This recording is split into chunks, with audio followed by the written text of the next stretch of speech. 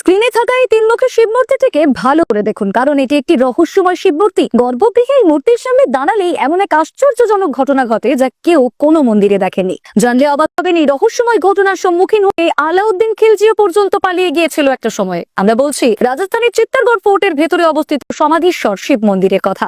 এটাই হলো পৃথিবীর একমাত্র তিনমুখী শিব মূর্তি। 7th সেঞ্চুরিতে তৈরি হওয়া এই দুর্গ আলাউদ্দিন খিলজি দখল করে নিয়েছিল একটা সময়ে।